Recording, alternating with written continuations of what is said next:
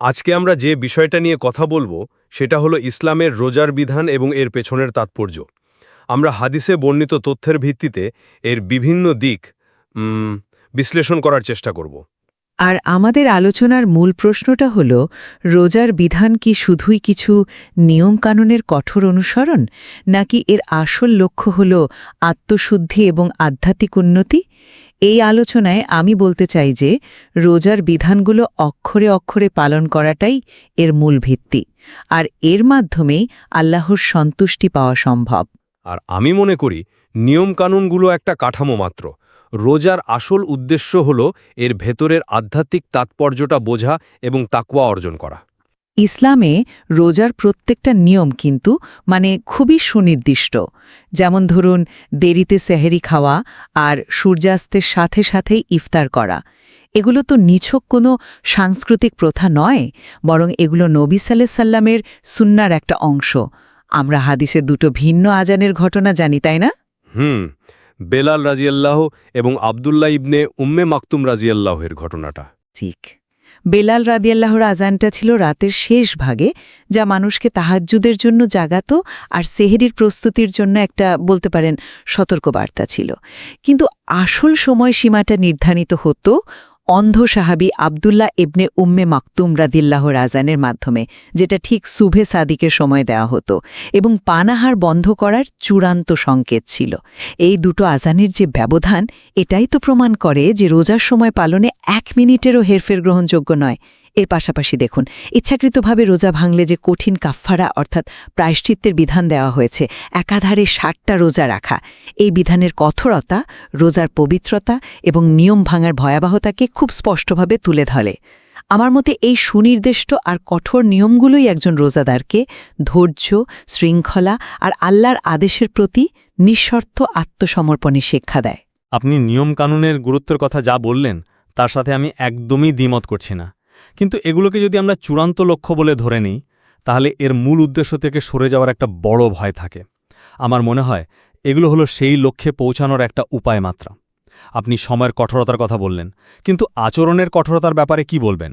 নবী সাল্লাল্লাহু আলাইহি সাল্লাম বলেছেন, যে ব্যক্তি মিথ্যা কথা আর মন্দ কাজ ছাড়ল না, তার পানাহার ত্যাগে আল্লাহর কোনো প্রয়োজন নেই। এর চেয়ে পরিষ্কার বার্তা আর কি হতে পারে? এই হাদিসটা কি এটাই প্রমাণ করে না যে রোজার আসল উদ্দেশ্য শুধু উপবাস থাকা নয়, বরং আত্মার পরিশুদ্ধি? আরও একটা দিক দেখুন, শরীয়তের বিধান অনুযায়ী কেউ যদি ভুল করে কিছু খেয়ে ফেলে বা পান করে, তার রোজা কিন্তু ভাঙে না। আবার অসুস্থ ব্যক্তি বা মুসাফিরের জন্য রোজা না রাখার যে অনুমতি বা রুখসত, শরীয়তের পক্ষ থেকে দেওয়া বিশেষ ছাড় রয়েছে, সেটা কি প্রমাণ করে?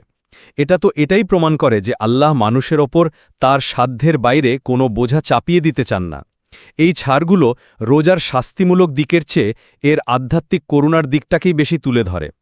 এমনকি আপনি যে কাফফারার কথা বললেন, আমি সেটাকেও শুধু শাস্তি হিসেবে দেখি না, ওটা একটা গভীর আধ্যাত্মিক প্রক্রিয়া। আচ্ছা, সেহরি আর ইফতারের সময়সীমা নিয়ে আপনি যে কথা বললেন, সেখানে আমার একটা প্রশ্ন আছে। এই যে দুটো ভিন্ন আজানের মাধ্যমে সেহরির শেষ সময়টা ঠিক করা হচ্ছে, এই ঘটনাটা কি এটাই জোরালোভাবে প্রমাণ করে না যে প্রত্যেকটা মুহূর্তের হিসাব এখানে খুব গুরুত্বপূর্ণ? এটা তো একটা স্বর্গীয় সময়সূচি, যার সামান্যতম পরিবর্তনও গ্রহণযোগ্য নয়। এর মাধ্যমে একজন বিশ্বাসী আল্লাহর আদেশ অক্ষরে অক্ষরে পালনের প্রশিক্ষণ পায়। এখানে ব্যক্তিগত সুবিধা বা অনুমানের কোনো জায়গাই নেই। এটাই তো আনুগত্য, তাই না? আমি বুঝতে পারছি আপনি কেন এমনটা ভাবছেন, কিন্তু আমি বিষয়টাকে একটু অন্যভাবে দেখি। এই সময়ানুবর্তিতা অবশ্যই শৃঙ্খলা তৈরির একটা মাধ্যম, তবে এর পেছনের প্রজ্ঞা বা হিকমাটা আরও গভীর।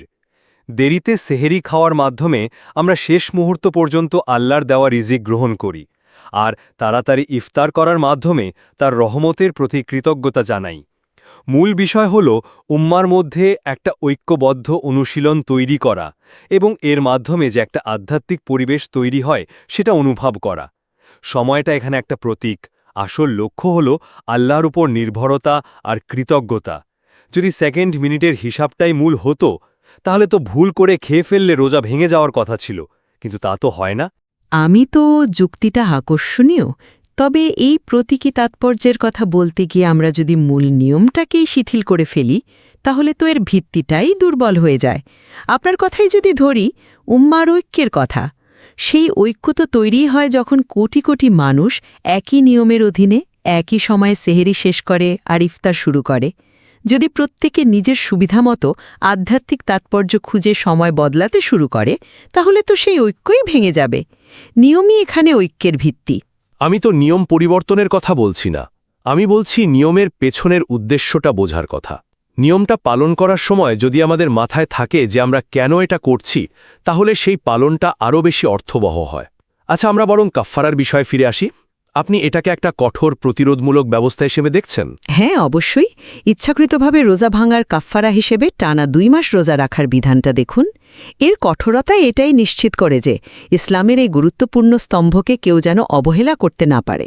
এটা একটা অত্যন্ত শক্তিশালী বার্তা দেয় যে রোজার সম্মান রক্ষায় কোনো আপোষ করা চলবে না। এটা হলো, যদি শুধু প্রতিরোধ বা শাস্তি দেওয়ায় মূল লক্ষ্য হতো, তাহলে এর বিকল্প হিসেবে বড় অঙ্কের আর্থিক জরিমানা হতে পারত না, বা অন্য কোনো শারীরিক শাস্তি। কেন টানা 60 দিন রোজা রাখার মতো একটা দীর্ঘ আধ্যাত্মিক প্রক্রিয়ার বিধান দেয়া হলো? এটা কি আপনাকে ভাবায় না যে এর উদ্দেশ্য শাস্তির চেয়েও বেশি কিছু? আপনার দৃষ্টিভঙ্গিটা গুরুত্বপূর্ণ, তবে আমি বিষয়টাকে অন্যভাবে সাজাতে চাই। দেখুন, এই দীর্ঘ প্রক্রিয়াটা ব্যক্তিকে তার ভুলের বহাবহতা সম্পর্কে সচেতন করে, যা অন্য কোনো আর্থিক জরিমানায় হয়তো হতো না। 60 দিন একটানা রোজা রাখাটা একটা বিশাল মানসিক এবং শারীরিক ত্যাগ। এই ত্যাগের মধ্যে দিয়ে সে তার ভুলের গভীরতা উপলব্ধি করে এবং ভবিষ্যতে এমন কাজ থেকে বিরত থাকার জন্য দৃঢ় প্রতিজ্ঞ হয়। সুতরাং পরিশুদ্ধিটা এখানে কঠোরতার একটা ফলাফল, মূল উদ্দেশ্য নয়। মূল উদ্দেশ্য হল বিধানের সম্মান প্রতিষ্ঠা করা। এখানে আমি আপনার সাথে একটু ভিন্ন মত পোষণ করি। আমার মনে হয় পরিশুদ্ধিটাই এখানে মূল উদ্দেশ্য। যে ব্যক্তি এমন একটা বড় ভুল করল, তাকে টানা 60 দিন ইবাদতের একটা পরিবেশের মধ্যে রাখা হচ্ছে। এই প্রক্রিয়া ব্যক্তিকে তার জীবনযাত্রা নিয়ে নতুন করে ভাবতে বাধ্য করে। এটা তার দৈনন্দিন অভ্যাসকে আমূল বদলে দেয় এবং দীর্ঘমেয়াদী ইবাদতের মাধ্যমে তার আধ্যাত্মিক রূপান্তরণের একটা সুযোগ তৈরি করে দেয়। এর মূল লক্ষ্য হল ব্যক্তিকে ভেতর থেকে পরিবর্তন করা, নিছক বাইরে থেকে শাস্তি দেওয়া নয়। শাস্তি যদি উদ্দেশ্য হতো, তাহলে প্রক্রিয়াটা এত দীর্ঘ এবং আত্মিক হওয়ার প্রয়োজন ছিল না। আচ্ছা, আপনার পরিশুদ্ধির কথাটি যদি মেনেও নিই, তাহলে রোজার অন্যান্য নিয়মের ব্যাপারে কি বলবেন? যেমন মিথ্যা বা অশ্লীল কথাবার্তা থেকে বিরত থাকা। আমার মতে এটাও পানাহার থেকে বিরত থাকার মতোই রোজার একটি বাধ্যতামূলক নিয়ম। একটা ছাড়া অন্যটা অসম্পূর্ণ। হাদিসে যে বলা হয়েছে, যে ব্যক্তি মিথ্যা ও মন্দ কাজ পরিহার করে না, তার পানাহার ত্যাগে আল্লাহর কোনো প্রয়োজন নেই। এটা প্রমাণ করে যে দুটোই সমান গুরুত্বপূর্ণ এবং রোজার অবিচ্ছেদ্য অংশ। একটা নিয়ম পালন করে অন্যটা ছেড়ে দেওয়ার কোনো সুযোগ এখানে নেই। দুটোই কাঠামোর অংশ। দেখুন, এখানেই আমাদের মূল চিন্তার পার্থক্যটা সবচেয়ে পরিষ্কারভাবে ফুটে উঠছে। এই হাদিসটি তো প্রমাণ করে যে আধ্যাত্মিক দিকটাই সবচেয়ে গুরুত্বপূর্ণ, কম নয়। যে ব্যক্তি শুধু ক্ষুধার্থ আর পিপাসার্থ থাকল কিন্তু তার আচরণকে সংযত করল না, মিথ্যা আর পাপকাজ ছাড়ল না, সে তো রোজার মূল উদ্দেশ্যই হারিয়ে ফেলল। হাদিসের ভাষাটা একবার লক্ষ্য করুন, আল্লাহর কোনো প্রয়োজন নেই, এর মানে হলো তার উপবাস থাকাটা কার্যত অর্থহীন হলে পড়েছে। সুতরাং মন্দ আচরণ থেকে বিরত থাকাটা অন্য একটা নিয়ম মাত্র নয়, বরং এটাই রোজার চূড়ান্ত লক্ষ্য। পানাহার থেকে বিরত থাকার মতো নিয়মগুলো দেয়া হয়েছে সেই লক্ষ্যটা অর্জন করার জন্য। শরীরকে কষ্ট দেওয়ার মাধ্যমে আত্মাকে নিয়ন্ত্রণ করার প্রশিক্ষণই হলো রোজা। এটা অনেকটা স্কুলের মতো, যেখানে পানাহার বর্জন হলো ক্লাসে বসা, আর মিথ্যা ও মন্দ কাজ বর্জন করা হলো আসল পড়াটা শেখা। শুধু ক্লাসে বসা থাকলেই তো পাশ করা যায় না, তাই না? আপনি লক্ষ্য এবং উপায়ের মধ্যে যে পার্থক্য করছেন, তা যদি আমরা মেনেও নিই, তাহলে অসুস্থ ব্যক্তি এবং মুসাফিরের জন্য রোজা না রাখার যে অনুমতি বা রুখসত রয়েছে, তাকে আপনি কিভাবে ব্যাখ্যা করবেন? আমার মতে এটা ইসলামী আইনের প্রায়োগিক এবং নিয়মভিত্তিক প্রকৃতির একটা উৎকৃষ্ট উদাহরণ। এখানে কোনো অস্পষ্টতা নেই। অসুস্থ হলে বা সফরে থাকলে রোজা রাখতে হবে না, কিন্তু পরে সেটা কাজা আদায় করতে হবে। এটা আইনের কাঠামোকে দুর্বল করে না, বরং আরও শক্তিশালী করে, কারণ এটা প্রতিটি পরিস্থিতির জন্য একটা সুস্পষ্ট বিকল্প পথ বাতলে দেয়। দেখুন, আমি বিষয়টাকে আইনগত কাঠামোর চেয়েও বেশি আধ্যাত্মিক করুণার প্রকাশ হিসাবে দেখি। এই ছাড়গুলোকে আমি শরীয়তের অন্তর্নিহিত ভালোবাসা এবং দয়ার প্রমাণ হিসাবে দেখি। আল্লাহ তার বান্দার উপর এমন বোঝা চাপিয়ে দিতে চান না যা তার জন্য কষ্টকর বা ক্ষতিকর। এই ছাড়ের বিষয়টি আসলে আমাদের প্রথম আলোচনার সাথেই যুক্ত। আপনি সেহরি ইফতারের সময় নিয়ে যে কঠোরতার কথা বলছিলেন তার বিপরীতে এই ছাড় প্রমাণ করে যে আল্লাহ পরিস্থিতি বিবেচনা করেন। এখানে মূলনীতি হল করুণা, কঠোরতা নয়। এটা আবারও প্রমাণ করে যে রোজা আধ্যাত্মিক লক্ষ্যের একটা মাধ্যম, স্বয়ং লক্ষ্য নয়। যখন মাধ্যমটি ব্যক্তির জন্য ক্ষতিকর হয়ে ওঠে তখন আল্লাহ নিজেই বিকল্প পথ বাতলে দেন। এটা প্রমাণ করে যে ইবাদতকারীর কল্যাণ আর আল্লাহর সাথে তার সুস্থ সম্পর্কটাই সবচেয়ে গুরুত্বপূর্ণ, নিয়মের অন্ধ অনুসরণ নয়। কিন্তু সেই করুণাটাও একটা সুনির্দিষ্ট নিয়মের মাধ্যমেই প্রকাশ পাচ্ছে, তাই না? নিয়মটা হলো পরে রোজাটা কাজা করে নিতে হবে।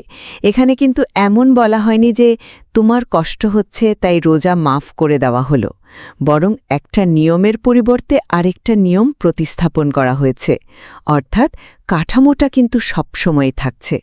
করুণা এবং ভালোবাসা এখানে আইনের কাঠামোর ভেতরেই কাজ করছে, এর বাইরে নয়।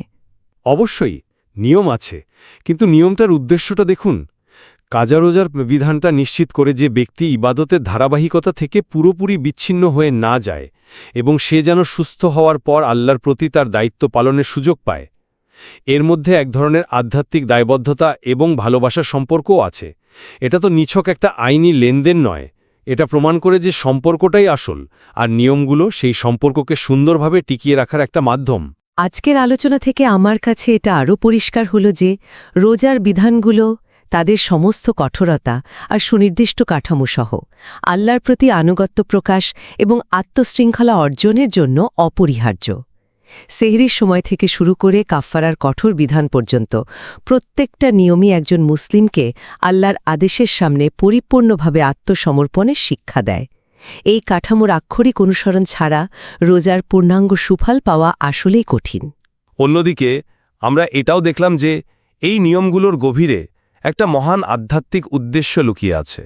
পানাহার বর্জন করাটা একটা বাহ্যিক কাজ, কিন্তু এর আসল লক্ষ্য হল ভেতরের পরিশুদ্ধি, তাকওয়া অর্জন, মন্দ কাজ থেকে নিজেকে বাঁচিয়ে রাখা এবং আল্লাহর করুণা উপলব্ধি করাই হল রোজার মূল আত্মা, যা এই নিয়মাবলী পালনের মাধ্যমেই অর্জিত হয়।